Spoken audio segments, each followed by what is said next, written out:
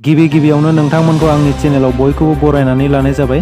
नोंथांमोना सानफ्रोमबोनि खौरां मोननो थाखाय आंनि एसबि रादाब इउटिउब चेनेलखौ साबस्क्राइब खालामनानै लादो।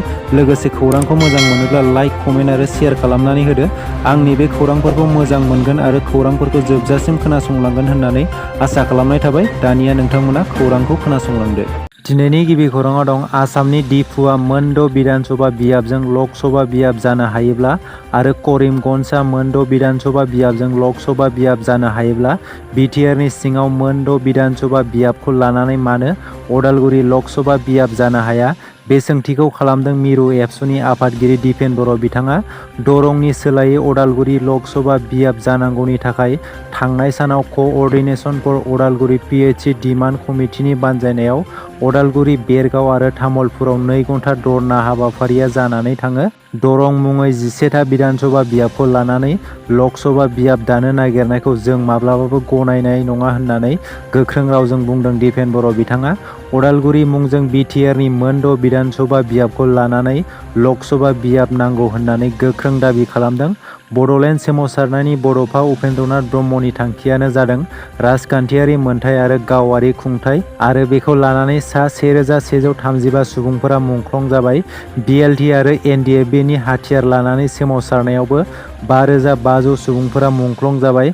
आरोबाव बड'लेण्ड सोमावसारनायनि गुबै थांखियानो जाबाय राजखान्थियारि मोनथाय। गणतन्त्र हादराव जोंहा राजखान्थियारि मोनथाय गैयाब्ला बेयाव जों थांनानै थानाया थैनायजों समान होननानै दिपेन बर' बिथाङा बुंबावो। आसामनि नसुं रायजो त्रिपुरानि उनाक'ति जिल्लायाव मोनसे गिख्रंथाव जाब्रबथाय। बे जाब्रबथायाव सा 7 सुबुंफोरनि जिउ खहा आरो गुबुन सा 16 सुबुंफोरा गोब्राब जोखोम जादों होननानै मिथिनो मोन्दों। गोब्राब जोखोम जानाय सा 16 सुबुंफोरखौ देहा फाहामसालियाव थिसननानै फाहामथाय होगासिनो दङ। पुलिसआ फोरमायनाय बायदिब्ला बे जाब्रबथाया इस्कन मन्दिरनिफ्राय थांनाय भगबान जगन्नाथनि उल्था रथ यात्रानि समाव भगबान बलभद्र, देवी सुभद्रा आरो भगबान जगन्नाथनि रथ यात्राखौ 1 सप्तानि उनाव गावनि गाहाय मन्दिराव दोनफैफिननाय जायो, जेराव लहाजों बानायनाय रथखौ रोजा रोजा सुबुंफोरा बोदोंमोन। बे समावनो मोब्लिबनि केबोल थारआ रथआव गोग्लैयो आरो अर खामो, जायनि जाहोनाव अर खामनानै माखासे सुबुंफोरनि जिउ खहा जायो आरो माखासेया गोब्राब जोखोम जायो होननानै मिथिनो मोन्दों। जाथायनि खौरां मोननाय लोगो लोगोनो अर खोमोरग्रा हान्जाया जाथाय जानाय जायगासिम सौहैनानै अर खामनायखौ सामलायो। पुलिसआ फोरमायनाय बायदिब्ला सा 6 सुबुंफोरा जाथाय जानाय जायगायावनो जिउ खहा जायो आरो गुबुन सासेया फाहामथायनि थाखाय देहा फाहामसालियाव लांबाय थानाय समावनो लामा ससेयावनो जिउ गोमायो। गाहाय मन्थ्रि नरेन्द्र मदिआ बे जाब्रबथाय जानायनि सायाव गोथौ दुखु मोननाय फोरमायदों। आरोबाव बे जाब्रबथायाव जिउ खहा जानाय साफ्रोम नखरनो प्राइम मिनिस्टार नेशनेल रिलिफ फान्डनि गेजेरजों 2 लाख रां आरो जोखोम जानायफोरनो 50,000 रां होनो बाथ्रा फोसावो।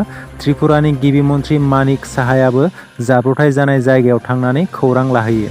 ईदनि रंजा-बाजा फोरबोनि समावनो मैया अदालगुरिनि रौतायाव सासे आइजोनि गोथै देहा मोन्दों। दैयाव गोजावनानै थानाय थासारियाव रौता पुलिसआ गोथै देहाखौ बोखांदों। दैनिफ्राय बोखांनो हानाय गोथै देहा आइजोनि मुंखौ पानिखायथि गामिनि आमिरनुनेसा होननानै मिथिनो मोननाय जादों। आइजोआ थांनाय मंगलबारनि हरनिफ्रायनो गोमानानै दंमोन। नखरा फोरमायनाय बायदिब्ला थांनाय साननिफ्रायनो गुबुन गुबुन जायगाफोराव नागिरगासिनो दंमोन आरो मैया नागिरै रौतानि माहारियारि राजा लामानि साखाथियाव जिउ गैयै थासारियाव बोखांनो हायो।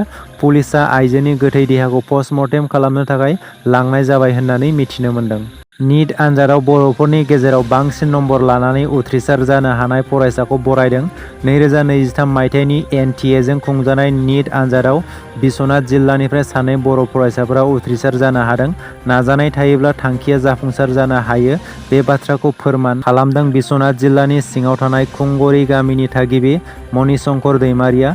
बर'फोरनि मादाव बांसिन नम्बर लानानै गासै 623 नम्बराव उथ्रिसार जानो हानायाव ओनसोल नाङैनो गोग्गानाय लाबोनो हादों। फारसेथिं 2 नं पुलिसमनि अदालगुरि गेलेफुखुरी गामिनि थागिबि मुस्रि लासित बसुमतारियाबो 583 नम्बराव उथ्रिसार जानो हादों।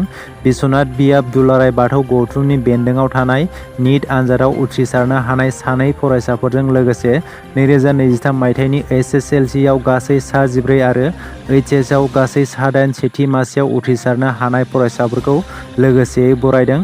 उथ्रिसार जानो हानाय फरायसाफोरखौ लानानै गोजोननाय मोनना बिस्वनाथ जिल्ला दुलाराय बाथौ गौथुमा शिबाराम बर' गोजौ फरायसालियाव बरायनाय हाबाफारि लानाय जादों।